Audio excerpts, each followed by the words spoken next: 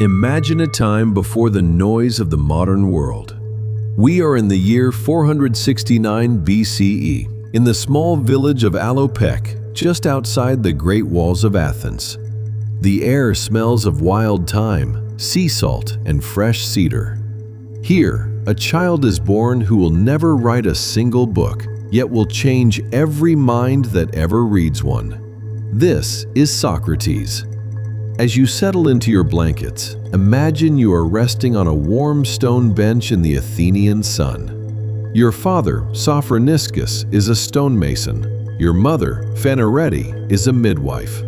Together, they represent the two halves of your future, the strength to shape hard truths and the gentleness to help new ideas be born. Feel the weight of your body like a piece of uncarved marble. You don't need to do anything tonight. You are simply the stone, resting in the hands of time. Long before he was the old man of Athens, Socrates was a soldier, a hoplite. He stood in the ranks of the armored infantry, carrying a heavy shield and a bronze spear. In the freezing winters of the Potidaea campaign, while other soldiers shivered in their boots, Socrates walked barefoot on the ice. He was a man who had already mastered his body. He knew that the cold could not touch the fire in his mind. Tonight, let that same resilience wash over you. Whatever battles you fought today, the stress of work, the noise of the city, they are over. You have set down your shield. You have leaned your spear against the wall. You are off duty now. The camp is quiet. The only thing left is the stars. The question that changed everything. One day, a friend of Socrates traveled to the temple of Apollo at Delphi. He asked the oracle, "Is there anyone wiser than Socrates?" The oracle, speaking for the gods, replied, "No one." When Socrates heard this, he was confused. He knew nothing. He didn't have the answers to the great mysteries, so he set out to prove the gods wrong. He went to the politicians, the poets, and the craftsmen. He asked them simple questions. What is justice? What is courage? What is love? At first, they were confident, but as he kept asking, their certainty began to melt away like wax near a fire. Socrates realized the oracle was right. He was the wisest because he was the only one who knew that he knew nothing. There is a great peace in admitting you don't have the answers. Tonight, let your knowing mind go to sleep. You don't need to know what tomorrow holds. You don't need to solve the puzzles of your life. Like Socrates in the marketplace, we are stripping away the illusions. We are emptying the vessel so that true peace can fill it. Breathe in the humility of the unknown. Exhale the burden of certainty. Socrates called himself a midwife. He said he couldn't give people wisdom, but he could help them give birth to the wisdom already inside them. Imagine your mind is a vast, quiet room. In the center of that room is a small, glowing ember of truth. All the noise of your life, the opinions of others, the fears of the future, are just layers of dust covering that ember. Socrates is sitting with you now, not to lecture you, but to ask, who are you when you are silent? As you drift deeper, feel the dust being swept away. You are not your job. You are not your bank account. You are not your mistakes. You are the soul, the psyche that Jung would later study. You are the eternal observer. You are the light behind the eyes. He famously said, "The unexamined life is not worth living." But tonight, the examination is over.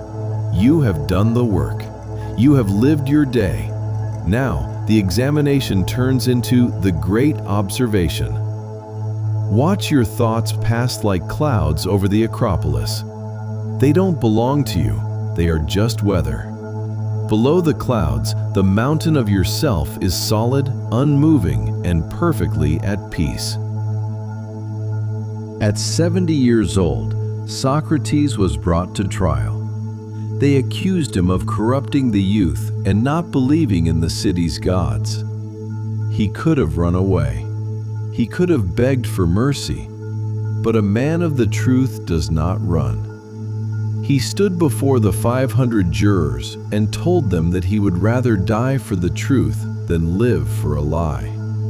When the time came to drink the hemlock, he was the calmest man in the room. His friends were weeping, but he was smiling. He saw death not as an end, but as a healing, a release of the soul from the prison of the body.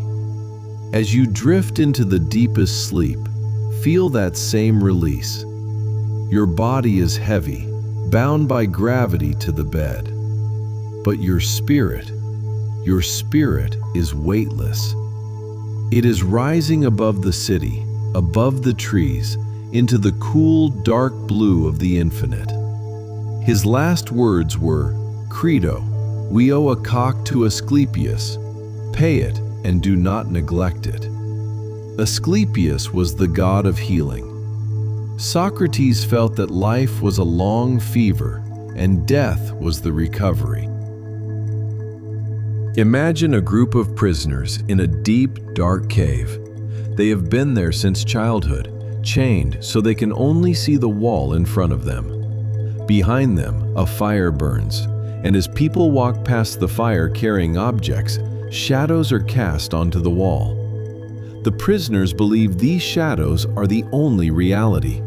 They name them, they argue over them, they live for them. Now, imagine one prisoner is freed. He turns around and the fire blinds him. He stumbles out of the cave and sees the actual sun.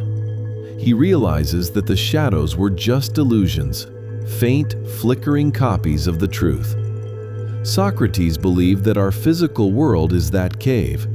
The things we touch, our houses, our bodies, our phones, are just shadows. The true reality is the form of these things. The form of beauty, the form of justice, the form of peace. As you drift deeper into sleep, feel yourself being unchained from the cave of your daily worries. The stress you felt today? It was just a shadow on the wall.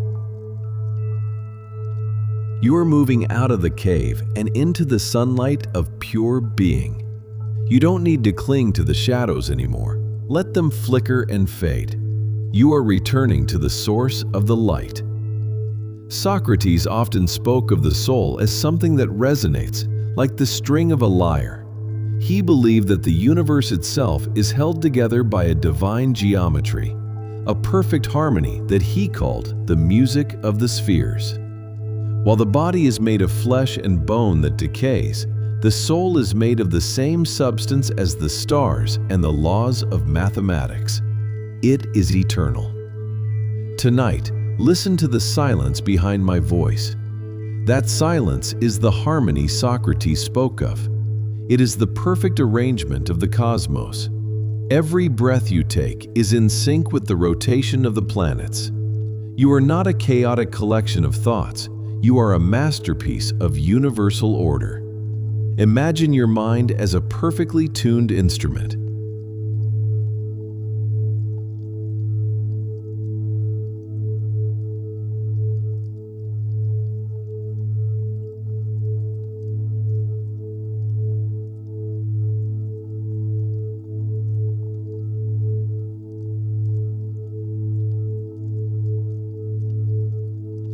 The tuning happens while you sleep.